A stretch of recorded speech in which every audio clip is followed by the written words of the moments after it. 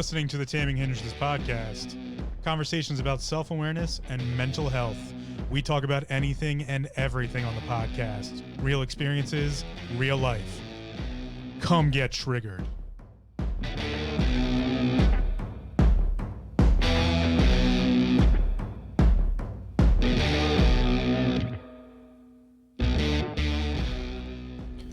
Welcome to another episode of the Taming Hinges podcast. As always, my name's Phil. I'm the host and creator of the podcast. And today's episode is about death. I've talked about a bunch of different things in this podcast, and all of it has to do with self-awareness, mental health, changing the connotation on depression. And sometimes I think one of the best ways to go about understanding ourselves is really to go about understanding how we feel about certain things. And not just, the little things, but some of the big things too. Sometimes it's important to know how we feel about different foods we eat or our health and those types of things. And then there's the big topics. And one of those big topics is death itself and how we feel about it. What do we think about it? What we believe about death. And I often find when I talk to people specifically on the topic of death, there's all sorts of different beliefs about death. And there's also this kind of stigma.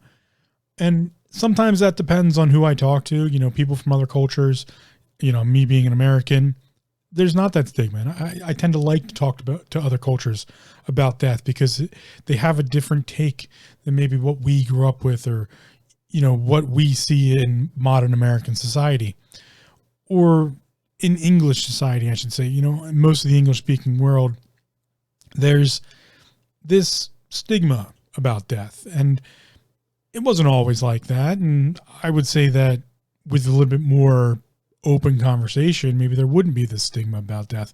There could be an open conversation about it. And I'm not saying I'm the one to start that, but I do want to cover the topic of death because I think it's an important topic to not only just self-awareness, but just personal ideology, personal belief structures. That'll just kind of wrap up into self-awareness.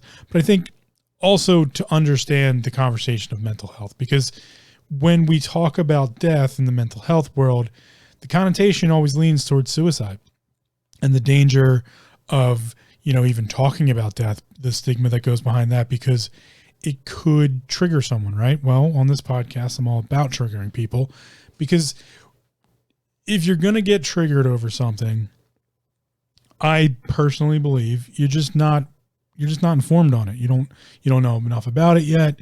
You don't have a solid mental grasp on the situation, and that there should be more research and there should be more conversation. We shouldn't shy away from these things just because we're worried about triggering someone.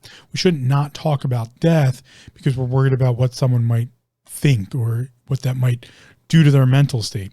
I can tell you from anecdotal experience, most people who you quote unquote consider morbid, they're thinking about death all the time.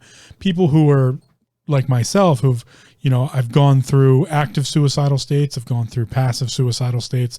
I would consider myself not at risk of suicide anymore, as I've talked about on this podcast, because of my own personal beliefs, which I'll get into in this episode. But mostly, I still consider myself suicidal, though.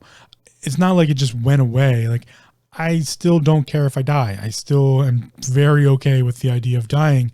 I'm just not actively seeking the action of suicide because it won't benefit me in any way at this point. So someone who is suicidal and again, remember, I don't aim to speak for everyone else. Your depression's your depression. Your viewpoints are your viewpoints. Everyone's different. What I am anecdotally saying is that those individuals I've spoken to who shared similar mental states that I have or mental opinions on the idea of suicide, actively seeking, passively seeking, just generally okay with it, they're thinking about death all the time. It's not like this just like pops up once a year when someone else dies or when someone brings it into conversation. No, myself and individuals included in this conversation are thinking about it regularly. They're rationalizing the idea. They're weighing the options, finding a methodology behind it, maybe looking for personal beliefs thereon. All sorts of different conversations are going through their head when it comes to death. So shying away from the subject is not really helping. Actuality of it, when you shy away from the conversation of death, you're almost kind of degrading the thought process thereof. You're almost kind of getting into a world where you're saying like, oh, you shouldn't be thinking about these things. That's not okay. It's not okay to be morbid in any way. Of course it's okay to be morbid. You can be where the fuck you want to be. Individuals who lean towards a morbid perspective, I'm not saying don't pay attention to them, but don't shun them for it. You know, some people are just more okay with death, more connected to those ideas. You know, the people who collect, you know, animal skulls and bones and stuff, and just, these aren't weird people. These are just people who have a general, I don't know, understanding thereof or a pull towards death. I've met all sorts of people that seem, what we quote unquote can seem very normal, but have a fascination with or an obsession with death. You know, it's less weird in other cultures than it is here.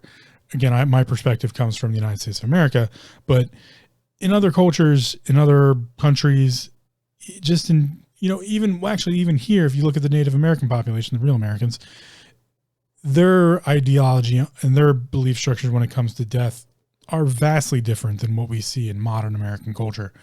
And again, the shying away from, that doesn't exist there. It's a reverence thing. It's a very important topic in most historical cultures to talk about or understand death. And with the American culture or the English speaking culture that I know, there is, death goes along with religion. That's kind of the cultural take, is we've kind of added death into that religion because it's part of the belief structure of, you know, what happens after death. And I get that. That's fine. Everyone's entitled to their own beliefs. I'm all about that. That being said, it, in my eyes, should be separated. Your beliefs on death could be completely different than your religious beliefs. I've seen that. I've heard that. I've had that experience in my life. So I think lumping the whole death conversation into a religious conversation is not really true. It's not really what we should be doing with it. Death is a multifaceted idea. It's a multi-topic discussion. It covers religion. It covers beliefs. It covers the language and the education and emotional states. It's everything I've talked about in, you know, the first 14 episodes of the podcast, talking about, you know, what builds our reality, what builds our identity. Death is a big topic in all of those things. So today I wanted to cover death as a topic, as a discussion, as a, you know, and I'll get into my own personal beliefs just to share them, but to cover some other ones, I talk about philosophy a lot, and I talk about the Stoics a lot because I find myself to lean towards Stoic nature. And I find that Stoicism is a good way to start into philosophy when it comes to self-awareness, because it teaches some pretty solid things to work with. That being said, the Stoic ideas on death are pretty much summed up in the idea of memento mori. Memento would be Latin for remember or memory thereof, and then mori is death. So memento mori, you can translate it however you want, but really it's remembrance of death. And you have to remember, when we talk about these types of things stoically, it's not necessarily there's multiple folds of the way you can take these statements. So memento mori for a Stoic is not just remember death, it's a keep in mind death. It's going to happen. You know, everyone dies. It's a thing that happens. Don't just let it, you know, don't let it surprise you. Don't let it rule you. Don't suffer there because of it. It's a, I hate to say, you know, live, let live, but it's almost a live, let lived idea with death. Like, that's how a Stoic would go about looking at death. It's going to get everybody, right? Everyone dies. And a Stoic will also take the position of whatever you believe about death is what's going to happen for you when you die.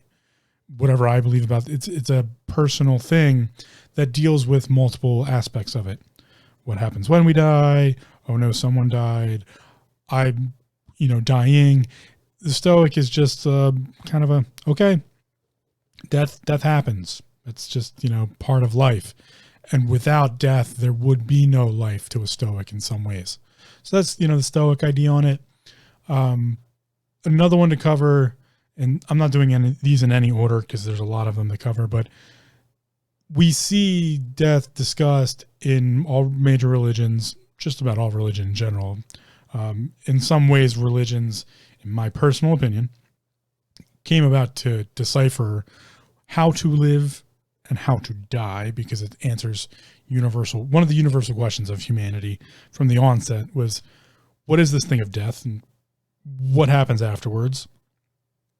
Why is it so tragic to some and so not tragic to others? It's philosophical ideas. That's why I say death is it's just a multifaceted topic. So let's get into another one. So you have Buddhism and Hinduism.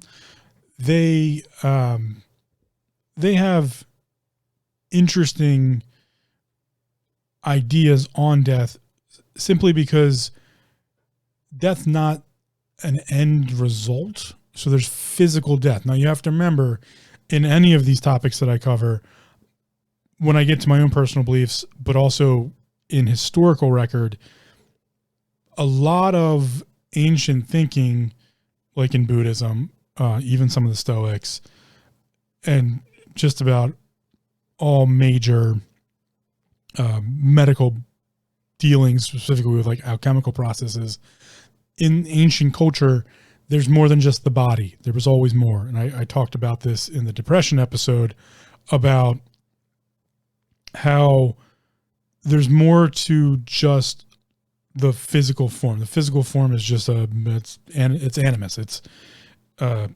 materium. But there's also archeus. There's also other. There's the spiritual body, the energy body, the upper level bodies, whatever you want to call it. There's more to health than just the physical form. And then the mental is the translation between the two. So when we talk about in Buddhism, something like moksha is representation of liberation or release therefrom. And it's release from dukkha, or I'm probably pronouncing that wrong, I apologize, or samsara. And dukkha is suffering, samsara is the world, or it's encompassing though, it's the whole world.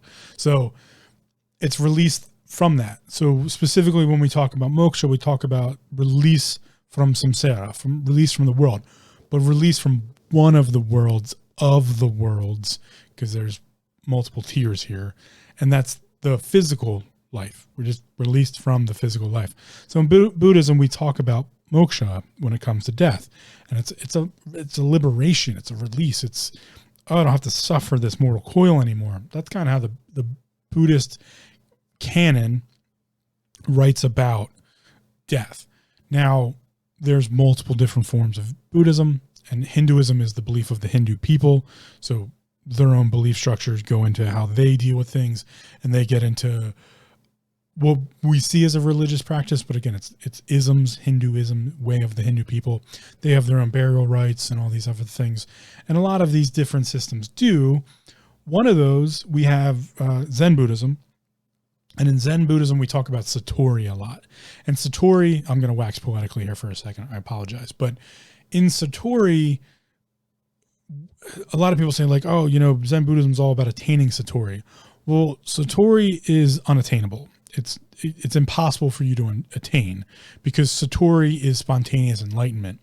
And enlightenment, by definition in Zen Buddhism, is death of something. We like to say it's death of the ego, death of those things. That's not the reality of it.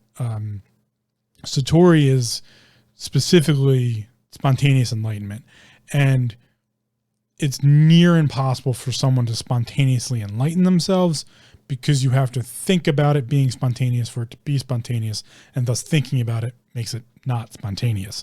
So it's impossible for an individual to attain Satori in their own methods.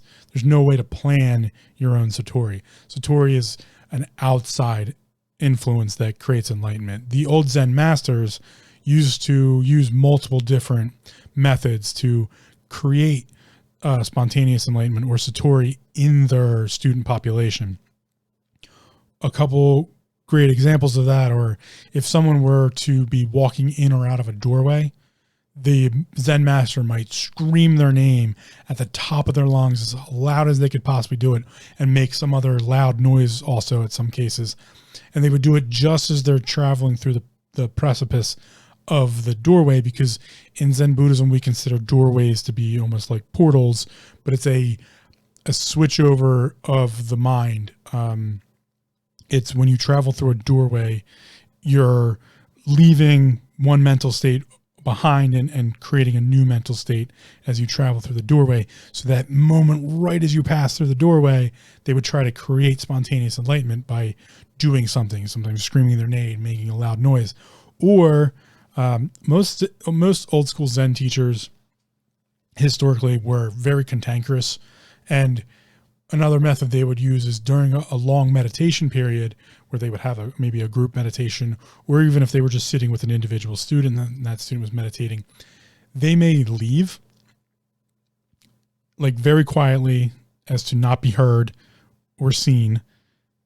And then as they were leaving, and they would do this either leaving or not leaving, they might just sit there and do it, but they would take two wooden blocks and they would smack them together and make a really loud sound. Some masters are even noted as doing it directly behind the person meditating at a certain interval in their meditation, where they knew they would be very, focused on their inward meditation, and they would go right behind them and clack two wooden sticks together to make a super loud noise to create Satori, create spontaneous enlightenment.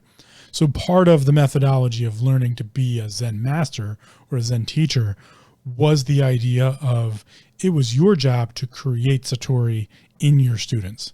And if you could get someone else to attain Satori, it was almost a reverent idea that you could create Satori in someone else. You could create spontaneous enlightenment. Now, keeping in mind, in Buddhism, there is no point to death. It is simply an end state. So when we talk about Satori, it's that spontaneous enlightenment or sudden enlightenment. To attain that would be death. But death is pointless unless you've done something here now in this physical mortal suffering to advance your consciousness or advance, quote unquote, your soul. So we can come back to that later, but that's how Zen went about their ideas of death and living. And it goes to the greater whole of Buddhism, specifically in the idea that death doesn't matter. It's like a flag in the sand. It's just a marker. It's a measurement system. And that, your death is technically enlightenment. Enlightenment is death. You've enlightened yourself of the physical mortal body. Now remember, there's multiple enlightenments though. So death is kind of one of those things where it's just to specifically the Zen Buddhist or Buddhism as a whole, death is a dying of something. And it doesn't have to necessarily be the physical form. That's just another one of the deaths. That's how they look at it. So one way to go a little bit deeper in this, if we look at spiritual Buddhism, we look at Shinto. Shinto Buddhism, which is, I think still is, or at least was in the past, the national religion of Japan. In Shinto Buddhism, we have these things known as the kami. Kami are a spirit. But everything has kami. It's almost like an energy. And when you die, your physical form, your kami leaves it. In Shinto Buddhism, the death of the body allows for the kami to leave the body and go to the other world, or the world of Kami. It's the spirit world, essentially. And from that spirit world, the Kami watch over this life. They watch over this mortal. They watch over much more than that, but they watch over this, mortal life, or this material life. And because that's how it is dealt, in Shinto Buddhism, everything has Kami. So like a tree has Kami, the earth has Kami, everything has a spirit. And when our spirits leave the body, they go to the spirit world, and thus they can interact with the other spirits, gain more knowledge and an idea and attunement, and also at the same time watch over the physical world they just left. So in Shinto Buddhism, you'll often find that graves are reverent points. It's often a respect point to go to a grave, light incense. There's a certain day every year that's kind of the day of not mourning, but like day of reverence for the dead, those still watching over us. We appreciate their time, those things. That's why you'll find in Shinto Buddhism, they keep an altar in the home of the family members that have passed away, specifically like grandparents and those things, because it's a place for that Kami to come and watch over them. So death is it's just another, it's just a gateway, essentially. It's okay, your spirit has left the body, and now that spirit will watch over the family, will watch over the spirit world, and do, in some Shinto Buddhism, in like very old Shinto Buddhism, it's where your true work begins, where when your Kami leaves your physical mortal body, it goes to do its true work, which is to work in the spirit realm. And it's what keeps Earth doing the things Earth needs to do. It's what keeps the cosmos doing the things the cosmos need to do. And these altars or burial places are places where the spirit can come back to watch over or commune with the living. So that's Shinto Buddhism, Buddhism as a whole. Let's go into some of the religions, because again, I believe religion is in some ways designed to explain what happens when we die. And I remember, I'm not for organized religion. I don't believe you need to go to a church or a synagogue or a mosque to worship. I'm okay with, you can believe whatever you want to believe. Doesn't bother me any bit. I just don't like the idea of these things becoming full systems that become organizations, because the organization is corruptible. Your beliefs can be corruptible, but you're in charge of them. The organization, you don't need that to have beliefs. It's not required. In no religion at any point in time are you required to be a part of the organization to have the beliefs. That's just my own personal opinion on it. I'm sure somebody would yell at me about that, but I really don't care. Let's look at Islam. So in Islam, when you die, now in Islam, there's not a whole lot of talk about, like, there's talk about heaven and hell, but it's kind of difficult because Islam talks about heaven and hell. It also talks about the long sleep or the in-between. So what happens after death, the afterlife in Islam, is kind of up in the air as far as what every piece of Islam believes. Now, again, you have multiple belief structures in all of these different religions. Like, in Christianity, we have all the different sects of Christianity, and like, the Protestants and the Catholics and so you have all those different belief structures and different interpretations is really the best way to think about it. Is these are all different interpretations. In the Quran, though, it does talk about heaven and hell, and it talks about the soul specifically, and the soul either going to heaven or hell. It doesn't really necessarily talk about where that heaven or hell is. It talks about what might happen to someone in that heaven or hell. And there's also mention of like the long sleep or the in-between. So as far as reincarnation and those types of things, what happens to the soul afterwards, not really discussed too much. But specifically, there's talk of an angel. Now, in old school traditional Islam, there's one. In newer understandings, there's 2 angels. In old school Islam, I was taught Malak al-Mat. Sorry, I apologize. My translation and vernacular for all this is very old, and I can't remember it all that well. But I believe it's Malak al-Mat is the angel of death. Specifically, that's the angel of death. Now, when we talk about angels, there is crossover in all of what I consider the pantheons of angels. So keep that in mind when we talk about Judaism, Christianity, and all of these things. But specifically in Islam, there's Malak al-Mat, who that's the angel of death, and it's that would be the one that would come to carry the soul, literally remove the soul from the body. And it's talked about in old school Islam in the Quran that Malak al-Mat, the way you lived your life was going to decipher how that angel of death took your soul. They could rip it from, if you were a horrible person, they would tear it from you in agonizing pain and do it very slow. They would rip your soul from your body, or they'd be very gentle with it and they will carry it to the afterlife. That in newer translation or whatever you want to call it, there's Munkar and Nakir, and Munkar and Nakir are the angels of essentially it's denial and denied. So they would come to the soul and ask, hey, here's a set of, like, they would essentially question the soul or the individual on their faith. Were you a true Islam believer? Who was your prophet? Who is God? Those types of things. And depending on the answers, you would either go to heaven or you would suffer in hell. That's kind of how it was taught to me when I learned it. Please, again, take everything I say with a grain of salt and all this stuff. There's so many interpretations out there.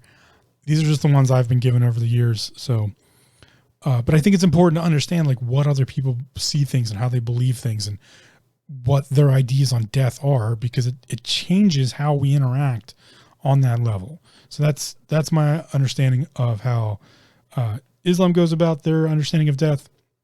Christianity, I think, is more of a well-known one, and everyone has their own different ideas on it, but there's heaven and hell. But specifically in Christianity, if we look at Scripture and we look at the way it can be perceived, death is an exaltation of God. It's to be exalted of Christ. So when a Christian dies, they're exalting God. They're essentially, death is like an okay thing. Like when you die, like you're exalting your Christ. That's what you're doing. And it's a freeing of or a traveling home.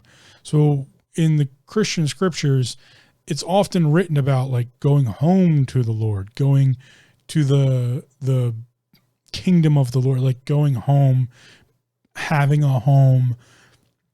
And there's all sorts of different beliefs on what happens in heaven and what happens in hell. And there's belief in like layers of hell, and there's belief in, ideas of heaven.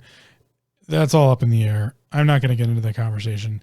There's a ton there to unpack, but that's what they believe in. They believe in the soul is, there's a couple ways to think about this. The soul goes home to the Lord, their Lord, and is an exaltation of them and that into Christ by dying. Or there's the rapture and all of it. Again, there's a lot to unpack here, but there's an understanding of heaven and hell. There's death is an okay thing in Christianity.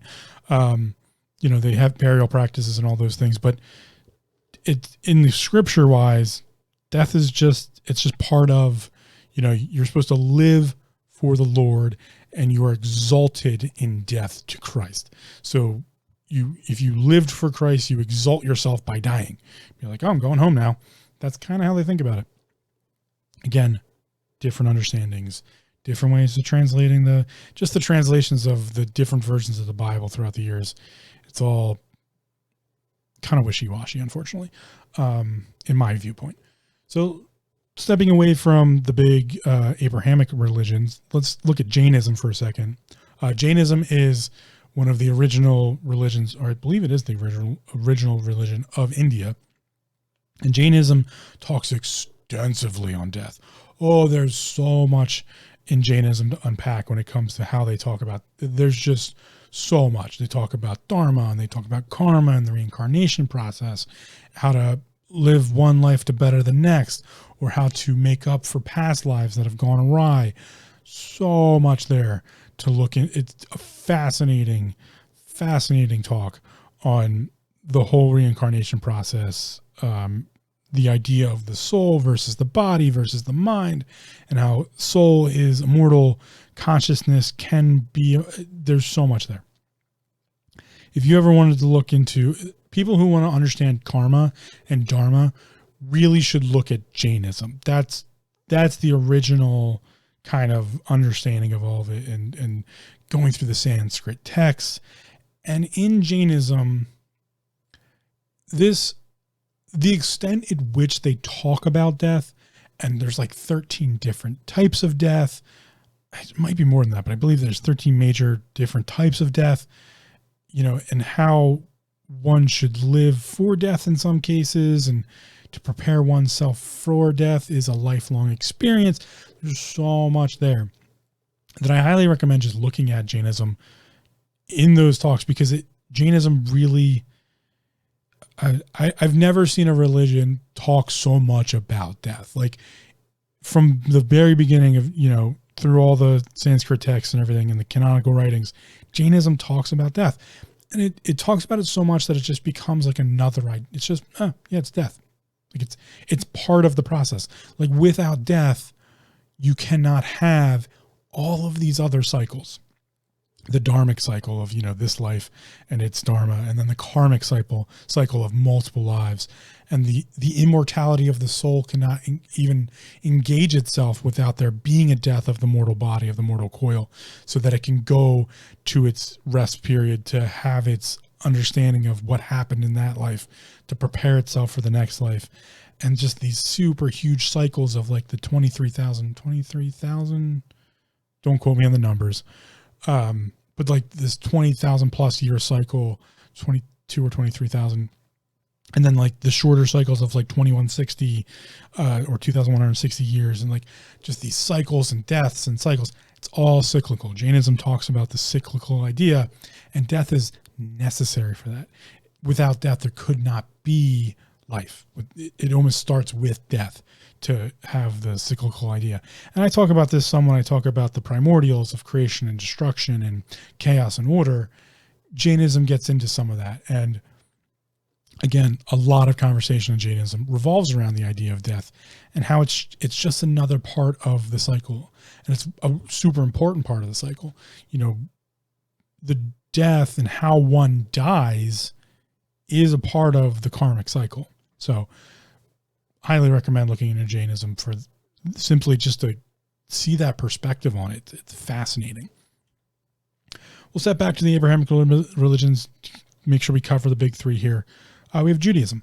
And I always apologize when I talk about Judaism, because it's been a really long time since I've had a conversation in depthly about it, specifically when I was taught everything that I was taught about it. And I was taught as an outsider, so I don't have a full understanding, nor do I have some Kabbalic background. I would not consider myself Kabbalistic, but I have studied it. In Judaism, how I was taught it, and I don't have the correct terminology for it, but I will fudge some of it here and get through some of the teachings of it. Life is valued above all else. When we look at the Talmud, life is from one source. So every life is a sacred piece of source and source itself. So to take a life is to destroy a whole world, and to save a life is to save a whole world. Every life is a world. It's sacred. It's part of the Sephiroth. It's part of the tree. It's part of everything and is everything. So in Judaism, again, life is super sacred. Like living is super sacred, and to live correctly is the ultimate idea, to live correctly.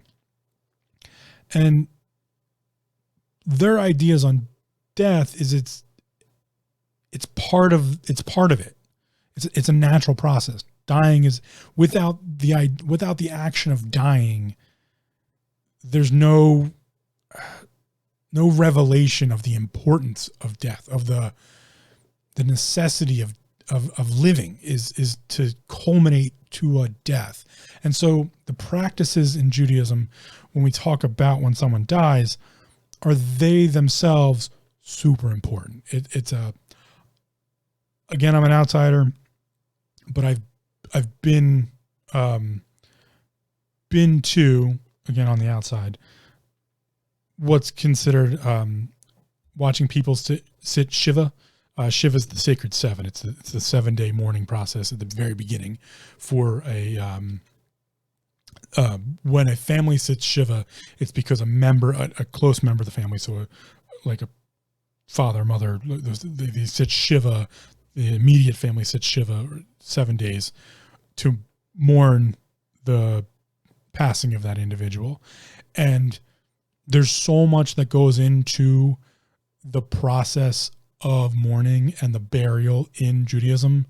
And there's different parts of Judaism. There's old school Judaism. There's newer understandings. There's, Reformed and traditional. So they're all a little different. But what I was shown, the way the Judaic community, it really is just like a communal thing, goes about the process of death it's beautiful. It's absolutely stunning. And I was fortunate to have been a part of, again, as an outsider. But even then, I didn't enter the home because this was a very traditional community that I was slightly involved with. I was being taught Judaism by them, by an individual who they had a family member, a slightly removed family member that passed away, and I just happened to know that person. So I was allowed. I went to some of the practices because as an outsider, you're allowed to be a part of some of the things, but not all the things. I was at the home while the family was sitting Shiva, but I didn't enter the home because that was a little bit, I'm not going to get into all of it, but didn't enter the home, but I knew they were sitting Shiva, and it was on the 7th day that I was there. But then the day after is when I went and, there's kind of like a feast. It's kind of like there's eating, and like when I was seeing all this and being taught some of this, as just a quick sidebar, I was working in the restaurant industry, and when I saw this, I was at that time at a country club where like we would do banquets for funerals.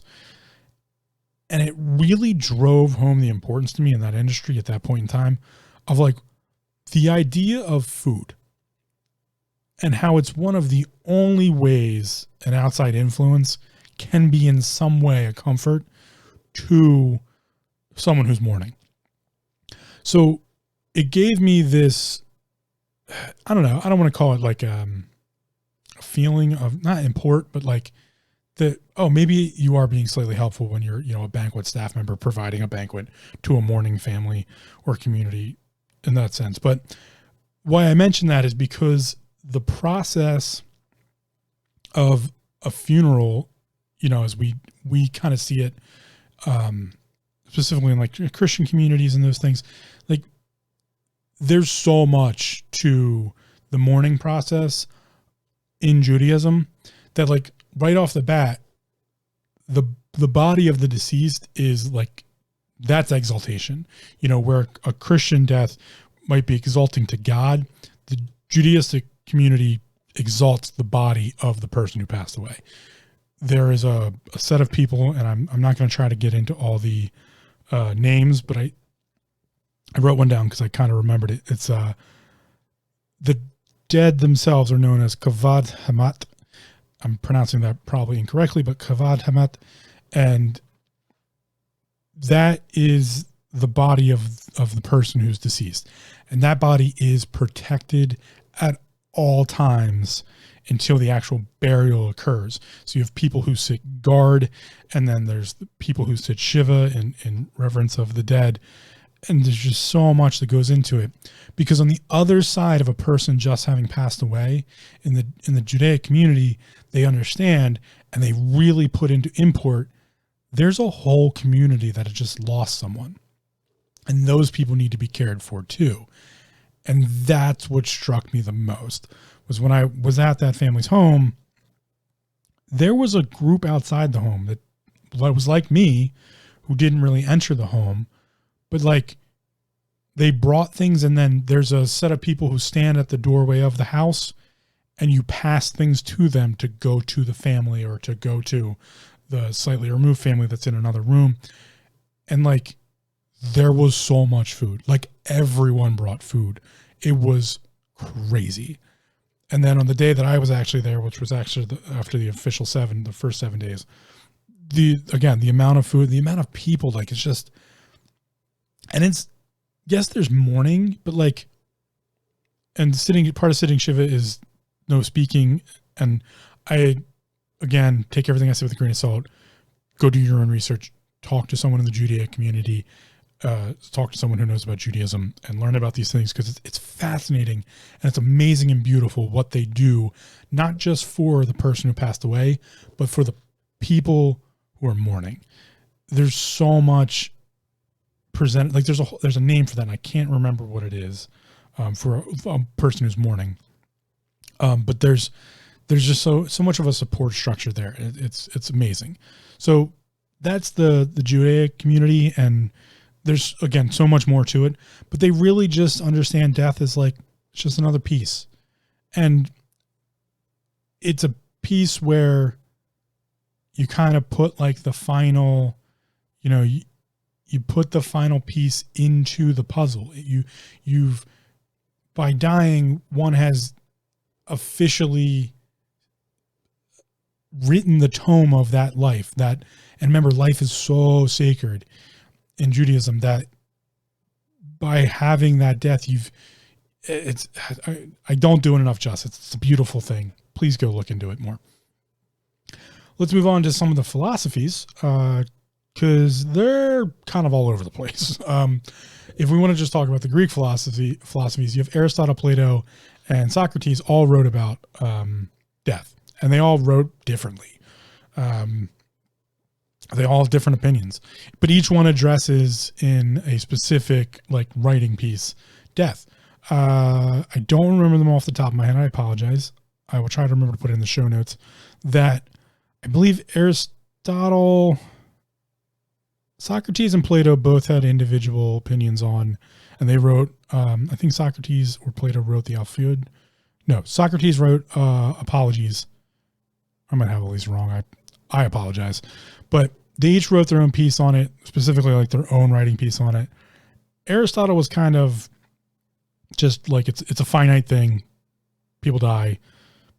I'm not going to try to make it better for anyone. It just happens, from what I remember. Socrates and Plato wrote a little bit more about immortality and the possibility of that, what happens to the soul. And those all got moved into other, you have like Iamblichus, who wrote specifically Iamblichus. You can go read on the vehicle of the soul. And so the individual teachings expand exponentially through all philosophy, not just Greek philosophy, all philosophies of, is there an afterlife? Is there immortality? And now remember, a lot of these old school philosophers and the old philosophies do write about multiple bodies of health, like I've talked about. So it gets into a weird amalgamation of, does anything happen when you die? Does your body just rot? Are graves places of import? What happens when there's no grave? There's a lot. And then all philosophies, kind of almost every philosophical teacher in the history of philosophical teachers covers death in some way. Remember, I've talked before about how philosophy as a whole, I believe to be the original talks on self-awareness. And part of talking about self-awareness, we have to talk about what happens when you die. What do you believe what happens when you die? Because that really changes, in the philosophical standpoint, how you live. And do I want to? Yeah, we'll jump into that one next, but I'll bring it up real quick. So, like, if you talk about like the Egyptians, we've seen their reverence for death, right? And how there's the burial situation, and unfortunately, there's the hierarchy of who gets buried, who doesn't, and all these different things. So, culturally, religiously, philosophically, death is always a major import, and there's different ways of thinking about it and different ways of going about it. And what happens afterwards is widespread and varied. That's why, when we talk about the Greek philosophies, or we talk about the Egyptian mysteries, even in like the Norse, the pagan religions, death was in some ways commonly referred to as a release. So let's look at one where there's a specific idea of balance, and that's Taoism. In Taoism, death is believed to be the balance to life. Now remember, in Taoism, it is possible by belief structure on how one lives to become an immortal, to be a physical immortal. That's a possibility in Taoism. So death being a balance, that balance piece to that idea of immortality gets very in depth. And in Taoism, there's the realm of the gods. And it is possible to raise oneself as their soul or being into godhood. So a mortal can become a god. A mortal can also become an immortal, which is like a demigod.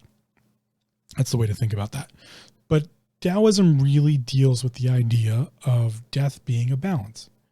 And there has to be balance. I've talked about this before. The universe is constantly seeking balance. How it goes about it is asymmetry. It always does it differently. It works with the primes. And that's how Taoism treats death. Specifically, when a Taoist immortal is seeking immortality, they must have a death of something. There must be a balance. So all of the Taoist immortals had to have a vice. All Taoist immortals had their one specific thing they could not live without. By live, I mean continue their mortal existence without this thing. If they lost this item or didn't intake one of the Taoist immortals, was a drunk, and without the elixir of longevity or the wine of life, that Taoist immortal would die. There was a Taoist immortal the Taoist immortals in some ways were similar to the sub-pantheon in Christianity and other religions where they have saints. Saints are revered for being great at something, or providing greatness of that belief structure. The Taoist immortals were great at something, but not always great people. There's some Taoist immortals who did terrible things, but they weren't really seen as terrible. Interesting sidebar if you want to go down that route and study it some. But specifically, you would have a Taoist immortal of music that had to have a specific, I believe it was a flute. Again, don't quote me on all this, but I believe they specifically had to have their flute with them, and they had to play that flute daily, or they would no longer be immortal and could be killed. So those are some of the ideas of what happens during death, what death is, doesn't matter, doesn't not matter. Well, this podcast is about self-awareness and mental health. And specifically, I talk about how the connotation of depression should be changed. And I really get into that in the depression episode. And what I think depression is overall from a philosophical standpoint of what philosophy teaches. And it's always taught about self-awareness. It's always taught about depressing things into the mind. And that depression is a tool, an awareness option of how we look about life. Death is the balance to life. Without life, there cannot be death. Without death, there cannot be a measurement of what we call life or living. So in that realm of things, we have to talk about suicide. We have to. Because when we talk about suicide in today's culture, again, it's another taboo topic. Don't talk about it. Leave it be. Don't get into it. You could trigger someone. Well, these individuals are already thinking about it. I know, because I did constantly. And to some extent, I still do. Like I said, I'm not actively suicidal. I'm not exactly passively suicidal anymore either. I'm in a weird state of, I understand what I think suicide is and why I wanted to go about it and now don't. And it took the idea of understanding death and my own personal opinion, my own truth of death, my own systems of death, when I, again, in the first 14 episodes of the podcast, I talk about all these different things that make up reality and identity. I identify with death. I also identify with death, and I believe the reality of death is something we need to understand in order to understand suicide. Because in my personal opinion, an individual who is contemplating suicide is contemplating their own death, and the differentiation between someone who attempts or commits is someone who is either at a justification point for themselves personally or has no reason to believe that that it matters in any way, or that living is a necessity or a want in any way. And everyone is different. And there are clinical issues, medical issues that may lead to suicide. I've talked before in the depression episode how that's its own thing. And that I don't speak on it. Everyone should seek help if in any way, at any time, if they feel necessary. These are all other topics. The medical world of major depressive disorder, which is what we commonly refer to as depression, could be chemical imbalances, could need medical intervention. Everyone's different. When I speak of depression, I speak of a tool in which we use to look at the world. This is where my perspective on suicide comes from. My perspective on suicide, when I was actively suicidal or suicidal in general, not to say that I'm not in some ways, but that's really just down to an understanding now. That comes from a perspective or a translation, remember, mental body, spiritual body, physical body, of understanding.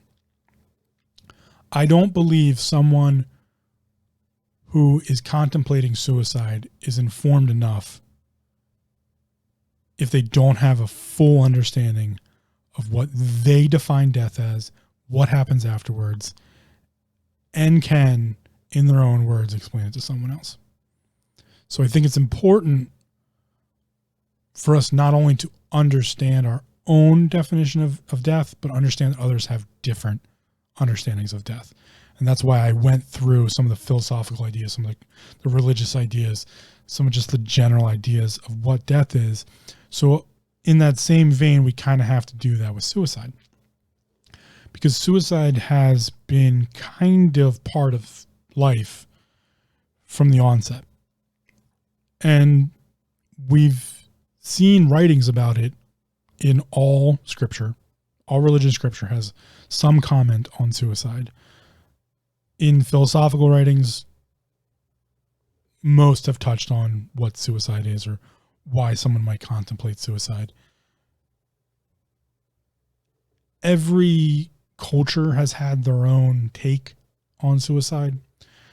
And so I think it's important for us to understand the differentiations of those belief structures, because suicide as a whole is a belief that there is no hope.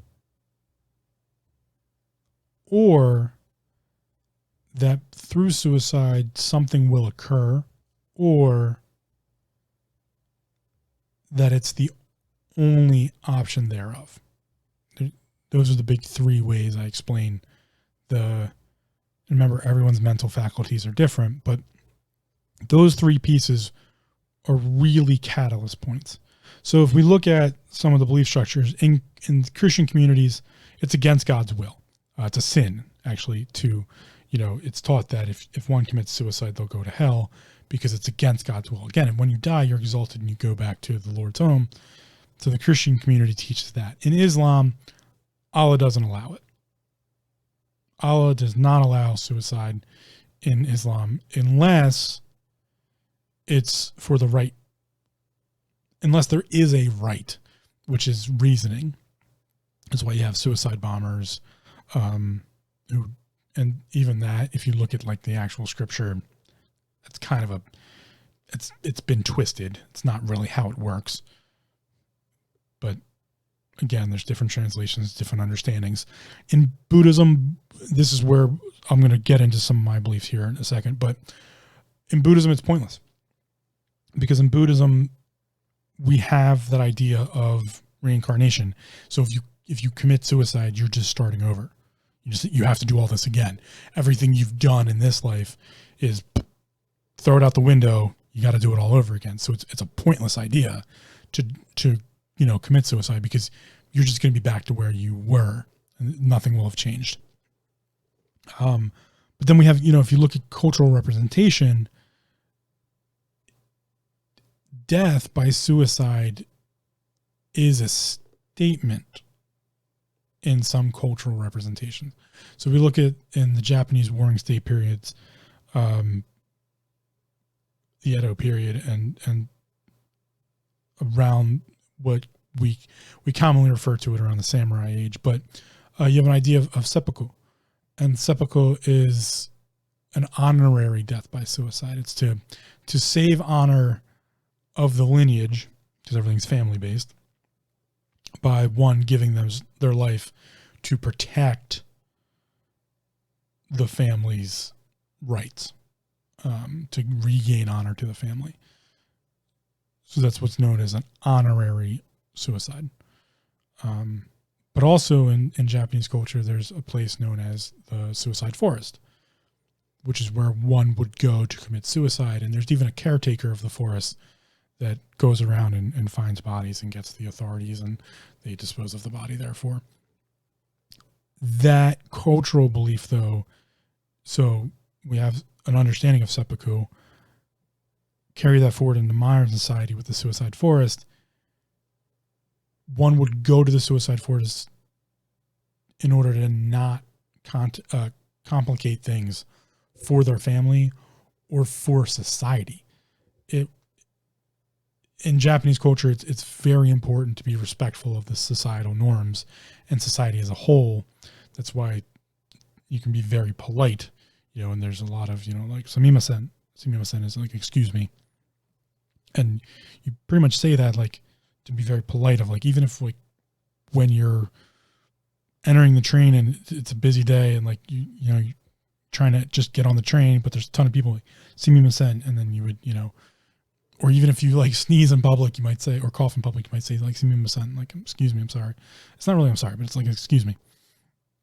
So there's a cultural idea behind it and a cultural normality that comes from the belief structures, though.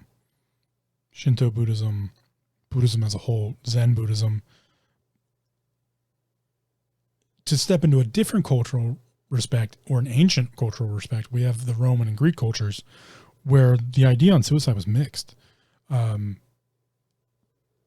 It was touted as a way of, again, gaining honor back to the family, or as a transaction in some cases. So if in the Roman Empire, if one's family was disgraced and like, the emperor was going to seize your assets, the emperor would allow for the head of the family to commit suicide in order for the rest of the family to be spared, ultimatum style. So there were different mixed ideas in Greek culture.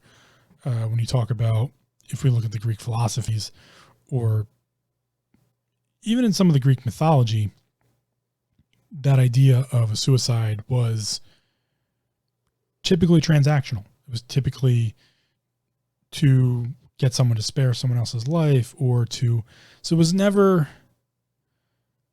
suicide in Greek writing and in ancient historical writing in that sense, be it Roman or Greek, actually, I say transactional, but what I'm getting at there is it was never in vain. It was never for no reason. There was always reason behind it. And I know it's a touchy subject. I do.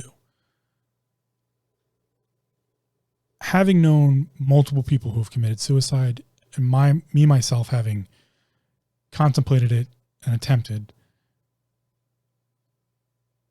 suicide's never for no reason. There's always reason. Why I got so heavily into talking about the Judaic community and how they deal with death in this episode is because therein lies the problem when we speak about suicide. I can tell you there's always a reason. The differentiation comes when we get into the ethics and morals of if those reasons are correct or not. If those reasons are reason enough. Could there be help? And that perspective comes from those who are surviving the loss. It comes from those who are mourning. And the Judaic community is the only community I've been able to see that provides the support to the mourner while also revering the dead. Whereas in Western culture and in some belief structures, there isn't much to that idea. Specifically when we look at the Christian community, or even deeper at the Catholic community, it's like a shameful thing to be part of the family at a funeral that was due to suicide is a shameful thing. It's shamed. There's no support to that family. I mean, yeah, I'm sure people support them because that's what community does, but it's a shameful idea. And I think the reason for that is because in these teachings, yes, life is supposed to be sacred and you're supposed to be living for something, a deity or a greater idea, but not living for that as like a shun to that system. So you're shunned therefore. But I can tell you there's always a reason. And yes, it's tough. And no, I don't think people should have to commit suicide. I don't think they should have to have that as the only option. There's always more options. So that's where I'd like to get into my belief structure. And I don't think anyone should have to share my belief structure because it's not really the greatest ideology out there on how things actually work. But I want people to understand there is reason. There's always reason. I know it doesn't always make sense. I know it might not even feel right to you. And yes, anger is usually the first thing people feel when they have to deal with it. One of my uncles, who I'm named at, my middle name's after, committed suicide. And there was anger on the family side. They felt anger towards what happened. And he was disassociated himself from the family, just like I have. And people put a lot of ties towards me and this individual. But having also dealt with just people who were friends or, acquaintances, or having friends who've had people in their family commit suicide, it's different for me because one, I deal with death. I've always dealt with death well. I'm just one of those people. But it's also different for me because I get to see both sides. Like, I've always seen that, like, that person had a reason. I know they had a reason. I've never said part of my French on this podcast, but part of my French, it takes a fuck ton of reason and mental fortitude to actually commit suicide. People think just like, oh, they just pulled the trigger. Or, I can't believe they would just give up. I'm sorry, but you have no fucking clue how much mental anguish and mental thought and just the amount of thinking that person went through to get to that point. It's not easy. I've attempted suicide. It's not easy. It's not just this like, oh, I'm just whimsically going to fucking do it. That's not how this comes about. There is so much thinking that goes into it. And a lot of that thinking is trying to talk yourself out of it.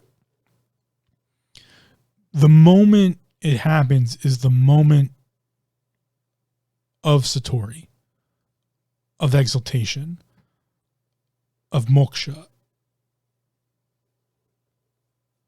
After that comes memento mori. And even before that, there was memento mori.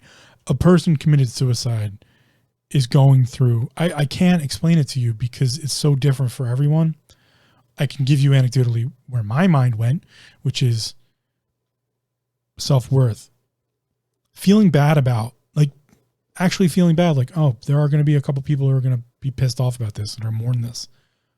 And then having that idea after my first attempt, I spent a really long time disassociating myself with everyone so that when I was planning on committing suicide, they wouldn't have to feel that way. I've known other individuals who have gone through that process. My uncle went through that process. He disassociated himself with everyone else in the family. All the people in his life moved from place to place to place. In my eyes, so that, and from some things of what I remember talking to him, so people wouldn't feel bad. They wouldn't be angry. In some ways, he went about so that people wouldn't even know it happened. At the very end, he barely kept in touch and told people where he was so that he could just go about it, is my understanding of it. And I was there too. I disassociated myself with everyone so that they wouldn't have to know or deal with it. And that's a very Japanese way of going about it, because that's why I studied seppuku. That's why I studied the suicide fortis and all these different cultural ideas of it. Someone who's that ingrained into the idea that they're like, it's what they want to do, there's reasons. And there's also a study of research into, are there other options? It's not like they just gave up. I get how someone could see it that way, and everyone has their own perspective and own personal viewpoint on it. I'm trying to provide others the viewpoint from the other side. And no one wants to hear it in the beginning. 5 years down the road, 10 years down the road, that's when I can typically have this conversation with someone who's suffered through a known person in their life committing suicide. Is, I assure you, that person had their reasons. And you might not understand them, but I assure you, they thought about you in some way. I assure you, if you are so grieving after the fact and you are so angry after the fact, that you are important enough to that person that they thought about it. And it's not that they didn't think you were important enough to live. It's that the reasons outweighed that option. But they thought about you, just as you think about them. It happened. Unfortunately, whatever circumstances that were involved, there wasn't a balance. The only balance they could find was that option. And no, nothing I'm saying is going to make that right. And nothing I'm saying is supposed to make it feel better or make you feel better or make it better in any way. But I want you to understand. You kind of need to understand there is another side to this. And unfortunately, it's impossible to understand that side. That's part of the reason I say that your depression is your depression. And I can never understand it. And you'll never understand mine. You will never understand the mental state or depression that someone is in who is contemplating or committed suicide. You can't. I've been there. I've tried. I've attempted it, and I don't understand someone else's methodology, mentality, ideology, belief. I don't understand it. I don't get it. I can't. It's impossible for me to understand. I can only understand some of the facets that go along with the idea of committing an attempt or actually attempting. And I can tell you from that perspective, anecdotally, from myself and others that I've spoken to, there's reasons. I don't know what they are. I know what mine were, but mine are different than someone else's. So sharing mine is kind of pointless. I'm happy to do so if maybe that helps someone, but I don't think it helps the conversation because, again, it's so individual. But there were reasons. That I can say. There's always reasons. I've never found a case in which there was no reason, that it was just giving up. Yes, it's giving up in the end. That's the end result. But it wasn't just it wasn't that negative connotation of giving up. It was I have no other choice but to give up. And again, we're left with those who have to mourn. And that's the tough spot. And that's the spot I really don't do very well with. If you're mourning death, if you're going through grief, I have no way of helping you other than to ask that you hold to whatever belief structure you have in place right now. If you're angry, you get to be angry. If you're sad, you get to be sad. The way everyone deals with death is part of your depression. It's your understanding of death. It's how you go through the emotional states, the grievances, the language you're going to use around it, whatever education you have on it. It's all those things that build your reality. Death is part of your reality, your understanding thereof. Your identity is part of how you work with death, because everyone has been part of it in some way. That being said, here's what changed my mind. From going from actively suicidal, or going from, I won't get into all the history of it, but going from being a suicidal person, having active tendencies and passive tendencies, then slowly into more passive, and then into someone who, unless something drastically changes, I have no want for committing suicide. Because I have an amalgamation of beliefs. But I have an understanding of death and what happens thereof, or at least my own personal understanding of death, which is why I think everyone needs to define what they believe about death, which is kind of what this culmination of this episode is all about. What stops me from committing suicide is because, like the Buddhists, I believe it's pointless. I do believe in reincarnation. I don't have religious beliefs. I simply believe, or I have no, again, I talk about organized religion. I guess you could consider my belief structures a religion. I'm not going to turn it into one, and I don't think you should join me in it in any way. But I believe, personally, that reincarnation is a thing. I believe I've seen enough anecdotal evidence of it to say, yeah, there is a strong support structure for reincarnation. I'm terrible at quoting names sometimes when I think about it, and I'll have to remember to do this in the future, but there was an individual who wrote a book about past life remembrance, and specifically with children all throughout the world who had scars that became birthmarks on their body, again, born. And this is all like pre-teenage into teenage years, that this individual went and spoke to these children who had these very like specific birthmarks, like very large or in specific locations.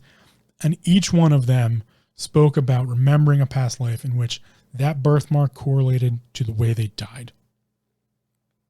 That is one of many other anecdotal pieces of evidence that tells me, yeah, there's some sort of thing involved with this whole reincarnation thing. Just go look at Taoism, Hinduism, Buddhism, Jainism, Judaism to an extent, because the dead go to where the ancestors are, and it is possible, if you read the Quran a certain way, that they could all come back. Christianity, with all going to like that's reincarnation, is to go hang out in heaven. It's another life. There's always a commonality talk. And paganism, I didn't get into paganism and their views on death because they're super varied, but death is just another part of the cycle, like it is with some of the other ones we talked about. But in paganism, there's the pantheonic paganisms, where there's a pantheon and there's always a god of death, an angel of death. There's a spiritual being that deals with death. But there's also the idea of the three bodies, of the body, the mind, and the spirit, or other. And inside of that is always the possibility that there is a separation of consciousness and soul.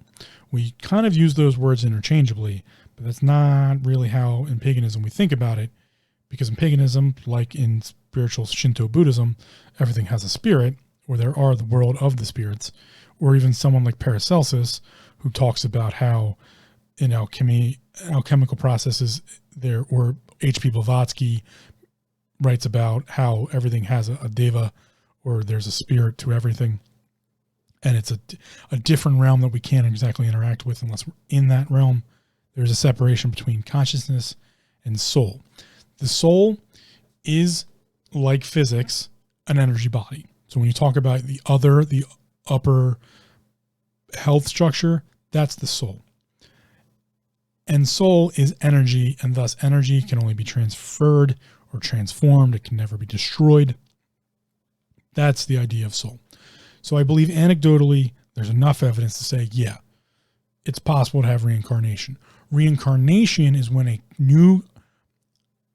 new life of some way, specifically in materium, is being provided to a soul, and consciousness is re-instructed to and being given power over that connection of soul to body. This is the translation point where consciousness is now the mind body. And like the physical body, the mind body can die, but the soul itself will always return to what some people call source, or the kami, the spirit world, the other, the nether world, to heaven, to hell. I don't care where you want to call it. Goes to that someplace. It sleeps, it gets ready, it does all sorts of things. And this is where I differ on some cases, because I believe that, yeah, that's probably what happens. Physical body dies. There's now nothing to translate. So the consciousness itself can die, and then the soul will return. When the consciousness relinquishes control over the translation between the soul and the body, Archeus and Animeus, then the soul goes and does whatever the soul's going to do. I don't know that part. I haven't really figured it out yet. I do believe that it's nefarious. I believe I've seen enough evidence to say that, yeah, aliens probably do exist. There's clearly been higher consciousnesses, or what would then be considered a higher power of soul. We talk about angels, we talk about devas, we talk about spirits, we talk about gods. Human history has been doing this forever. Or just a higher level of intelligence of consciousness.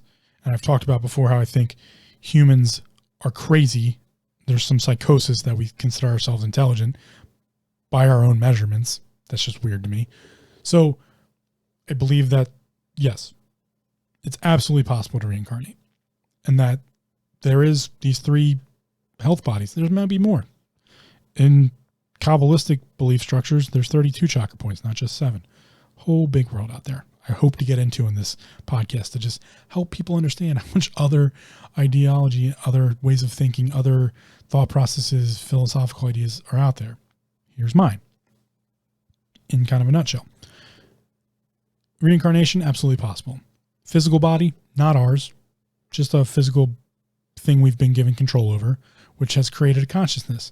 I am the consciousness known as Phil that has created the Taming Hindrances podcast and does all this long rambling that some people listen to. And upon death of the mortal body, the energetic body, or what produces some sort of soul energy, will leave it. And when that happens, the consciousness that is controlling this will rest. and that there is an imprint between the two. The consciousness travels with the soul and then will go at rest. And the reason that happens is because someone is harnessing whatever energetic form that creates. I believe nefariously some other thing, be it a God consciousness, a sun somewhere, a solar body somewhere, exo in some way, or sidereal in some way, something greater than what just humanity is, either created us or we're here for a reason, and that reason is nefarious, that by living and through our suffering, that is the mortal coil, the mortal side of life, the physical material side of life, the materium side of life, our consciousness or our souls, I haven't defined this specific point yet because I'm still looking into it, harvest or create or generate some sort of energy that is valuable in some way to this other higher intelligence or power or structure or being or whatever the hell you want to call it. So we are important by that nature. And it is nefarious. I believe that this is seen in the Egyptian cultures and some of the Greek cultures. When we build these temples of reverence to these giant pantheons of large creatures, structures, or individuals, then in some way they harvested something from us. And I believe it's in a different field of view that we haven't gotten to yet, known as where the souls may live, and the consciousness gets imprinted, and thus we have things like past life regression and old souls, quote unquote. So that's what I believe. I also believe that I am tired of it, and thus, just like Buddhism thinks that it's pointless to commit suicide, I don't, because then I would have to go through all of this again, and I am so tired of the process, I don't want to do this again. I don't want to reincarnate again. But I don't believe that by going through some karmic process every time in a new life, that somehow I'm going to ascend into some other thing. No, I'm looking for the way out of, I want to stop reincarnation. That belief structure is literally what stopped me from committing physical suicide in this life. Is that I'm so fed up with the system, I don't want to play the game anymore. I don't want to be a part of the system. So I have to study and research and find a way to get out of it. And that requires a lot of work into learning about Stoicism, learning about Buddhism, Hinduism, Shintoism, Zen Buddhism, Chan Buddhism, the differences thereof, the beliefs of the Chinese people, the beliefs of the Japanese people, Jainism from the Indian beliefs of, and how the whole country of India has this wealth of knowledge into Ayurvedic medicine and the differentiation of when we come a little bit farther and we talk about the alchemical processes and those who studied alchemy and the three health bodies and the differentiation of soul and consciousness and mind and physical form, and Christianity and Islam and Judaism, who all make up the Abrahamic religions, and the way they differently deciphered all of these different teachings and historical events, and the philosophical, the Greek teachers, the Romans, all of it. I can go on and on and on and on, all of it. Taoism and my pagan belief structures, because I come from a pagan background. A lot of my genetical code comes from North Germanic people, and thus my ancestors were probably pagans. So it's a lifelong study of life that is required so that I don't have to go through another life.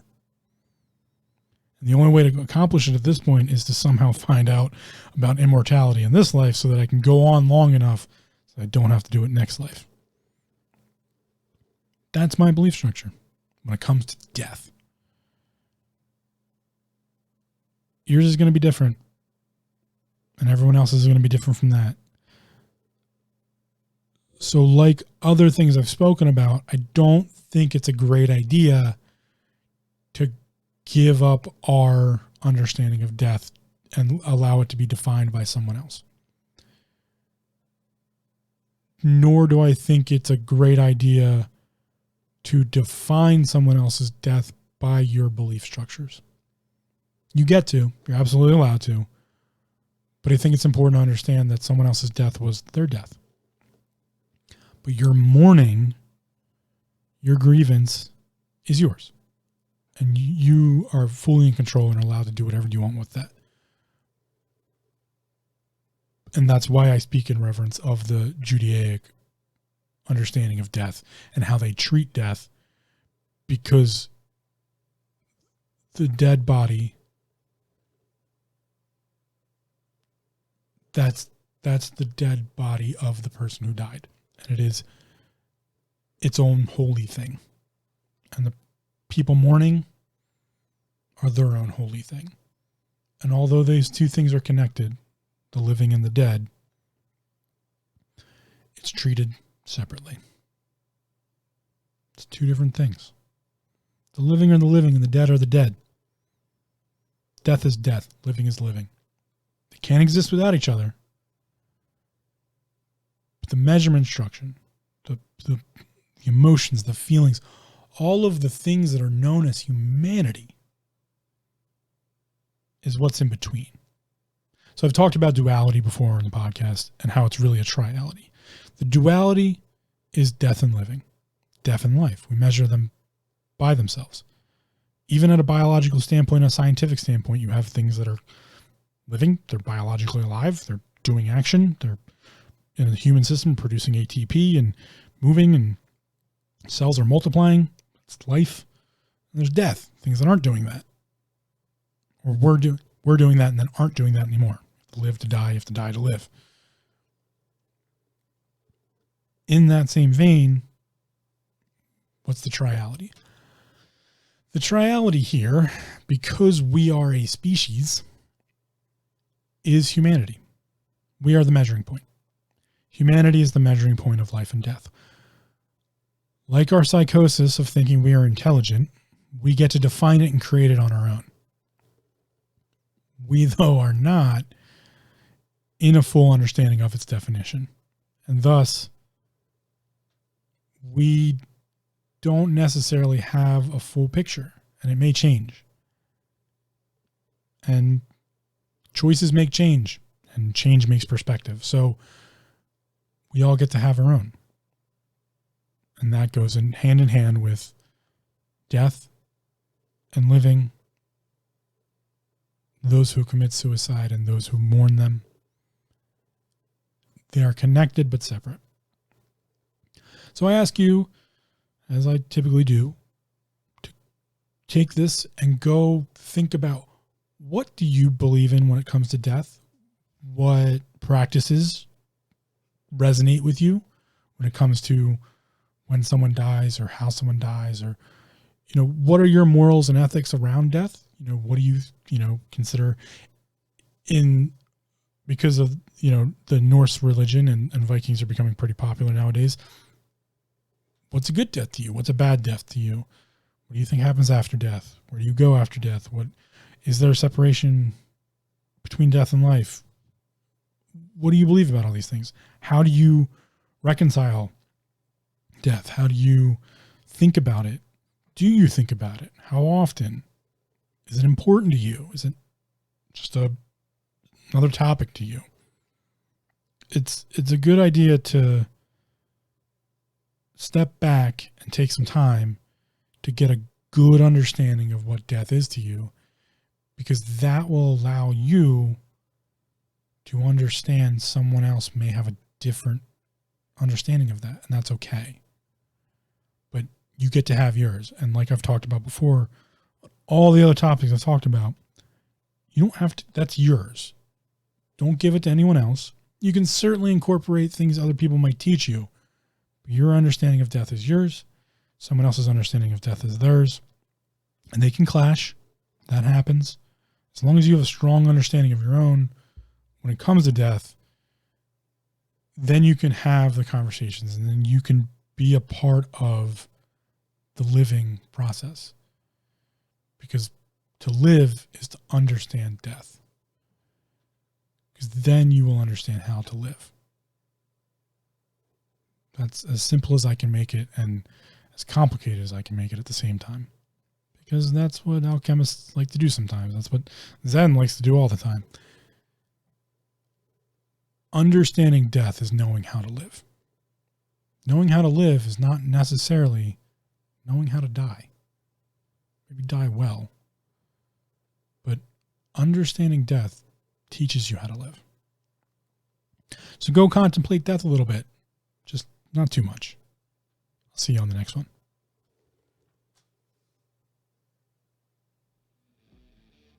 Thanks for listening. Come check us out at taminghindrances.com for show notes, links, resources, and more. Also, don't forget to subscribe to the show via iTunes, Stitcher, RSS, or your preferred platform. If you leave us a spiffy review, we might just mention it on the show. Now go be awesome, and just remember to breathe.